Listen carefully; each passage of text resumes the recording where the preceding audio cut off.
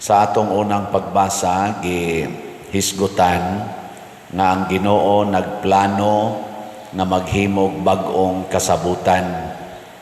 Ang daang kasabutan tali sa nasod or katawhan sa Israel, gibarugan to sa 12 ka tribo, 12 ka mga anak ni Jacob.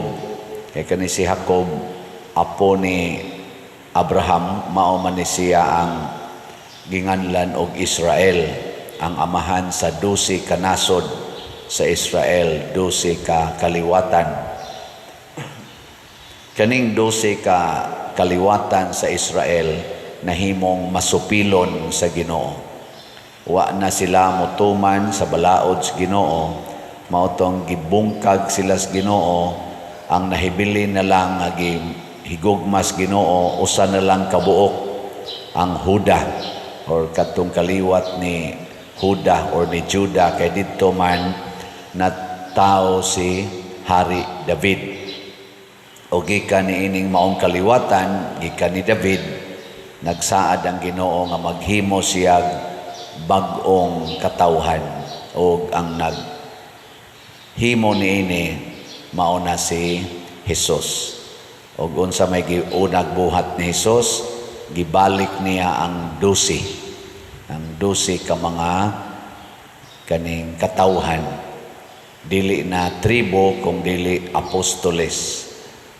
Unsa may ilang tumong o unsa may ilang misyon, una aron muuban ni Jesus, makig-uban ni Jesus, mukuyog ni Jesus, tawgo na og discipleship. Lingay mong tupad, ganahan ka makig-uban ni Jesus, na gusto ka mukuyog.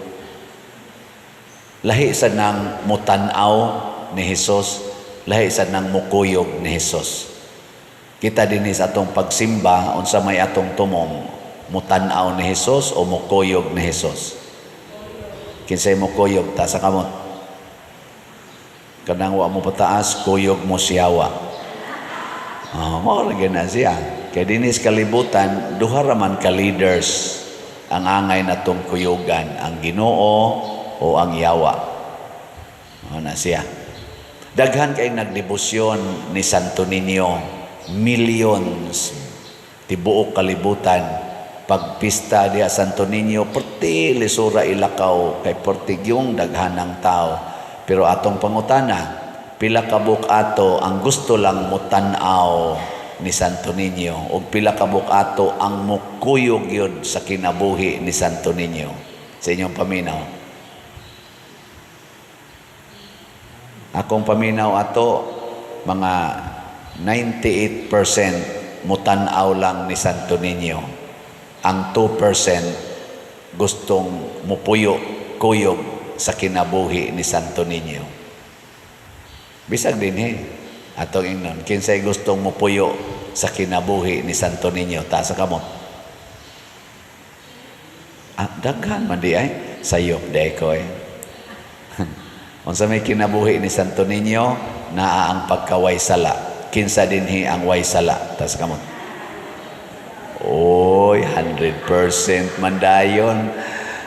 Mura magwa mo masayod sa inyong gibuhat. Sige lang, pulos man kita nakasala. Kinsa ninyo sugod karon musaad na gyud nga din ako magpakasala. Tulo na lang kabuok. Ang uban nagparag di sa maing mamakaktang. Ana dayon, awa na nakig-compromise na kasiyawa. Kusog man kita na, alisod sa pader musaad taw niya mapakyas ra gyapon. Kanang huna-huna mo na yung mga yawan noon. Muna ningon sa unang pagbasa, ang akong balaod dili na itudlo, ako na yung isuwat sa ilang kasing-kasing o hunahuna. Din kinahanglan nga doon na pa'y taong mutudlo nila ilha ang Ginoo, kay sila mismo tudluan na sa akong espiritu. Muna, pag ingon ako kinsay mohunong sa sala karon, muingon gani ka nga, sad ba daw lisod kayo, awa na nakig-alayo na kasiyawa. So muna'y una mukuyog, muuban ni Hesus. Mao sad na ang atong calling, kay kaliwat naman ta sa bag-ong katawhan. Ang ato ng pattern sa kinabuhi, mao na ang pattern sa kinabuhi ni Hesus nga gisunod sad sa 12 ka apostoles. Kung ang unang 12 usaray nauyunan sa Ginoo, kay wa katuman ang uban, niining bag-ong 12 usara sad ang na-rejected sa Ginoo.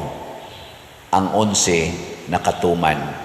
Kinsa may na-rejected by his own choice? Si Judas. So kanang dili mo kuyog sa Ginoo ug magbudhi sa Ginoo, mga Judas na. Ambot aning pundo ka, pila ka buk Judas ani. Oh, daghan kay mga Judas eh. Bisan aning na nagwali, wagi siguro apil ning nagwali karon. Oh, Judas ba? Karon ikaduha, matod pa ni Hesus, magwali sa maayong balita. Preaching. So, discipleship, dili lang mukuyog ni Hesus, iya sa detang ipadala, pawalihon gyud. Mga asawa, kinsa ninyo ang mosaad nga sugod karon ako nagyong hatagag maayong balita ang akong bana ta sa kamot.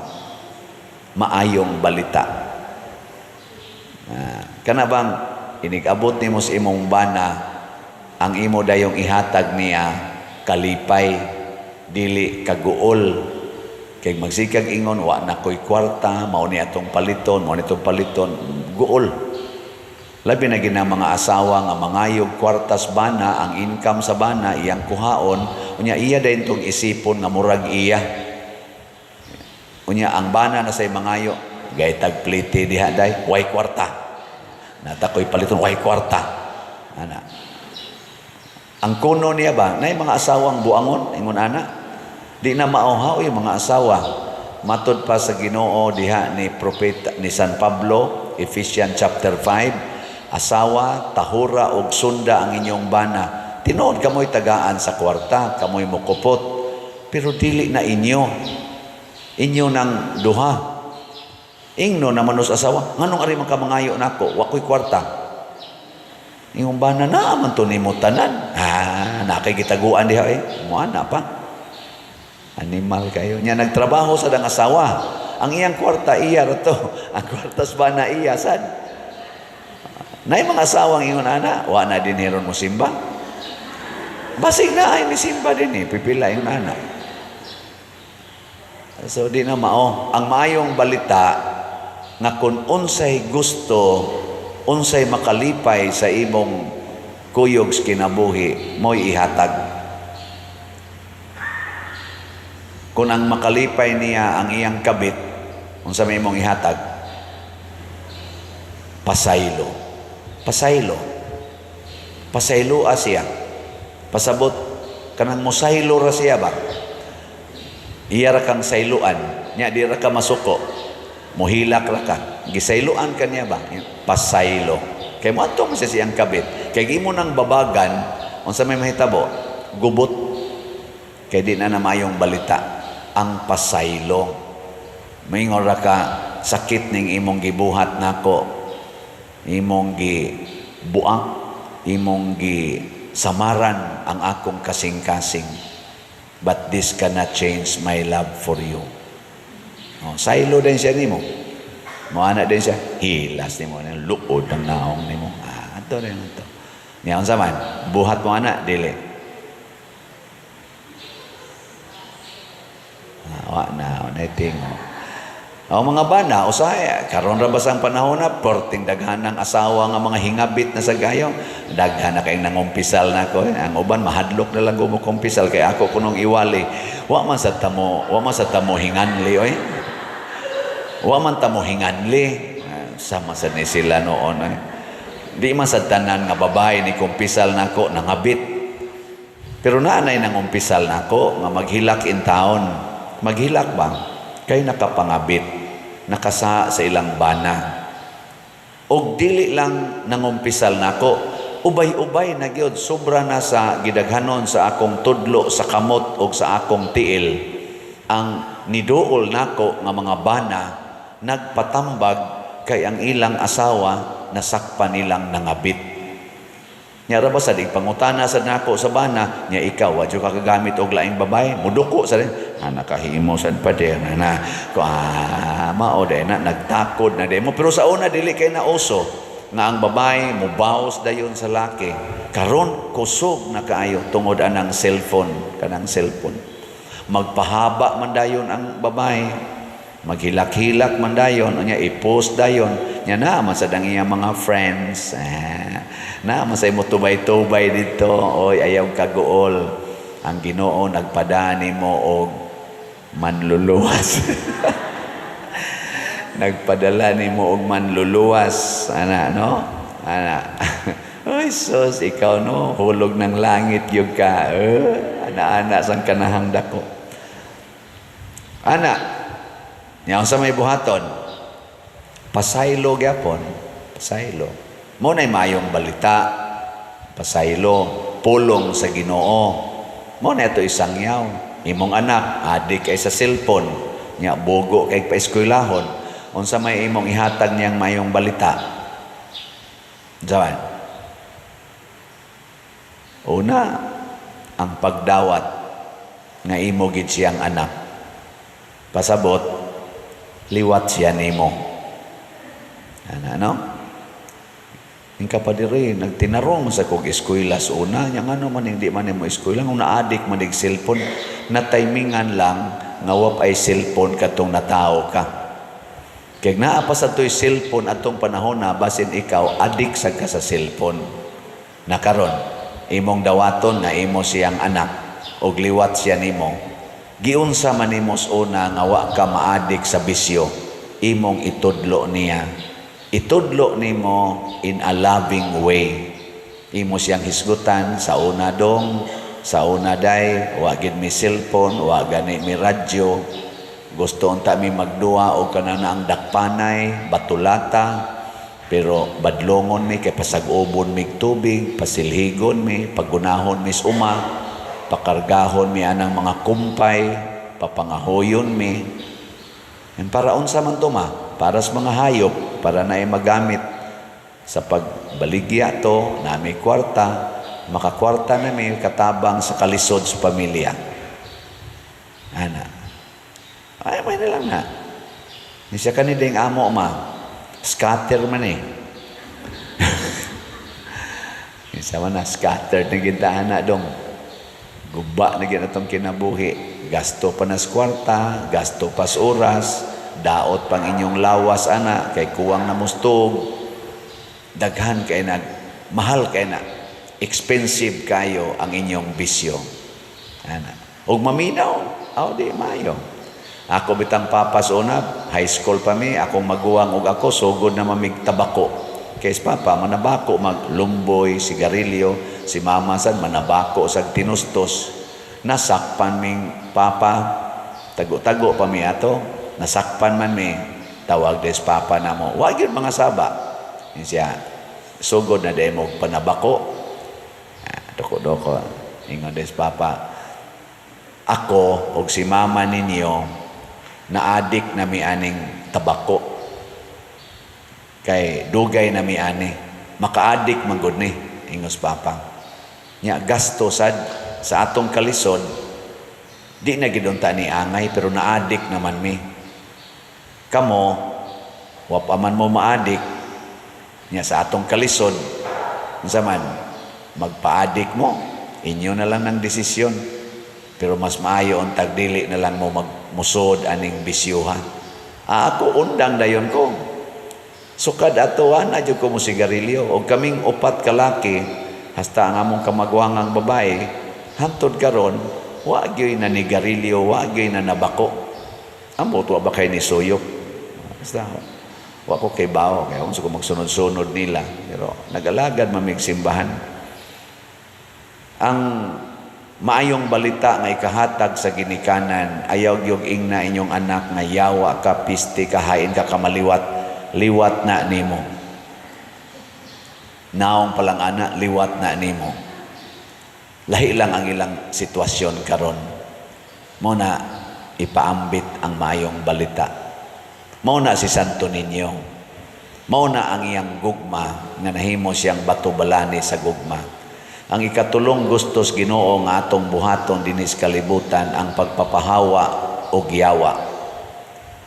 Ang yawa dili na mupahawa kay di man na siya mamatay. So ang sa mga nato pagpapahawa ang yawa, pinaagis atong pagsunod sa sugo sa Ginoo bisan pag masakitan na ta.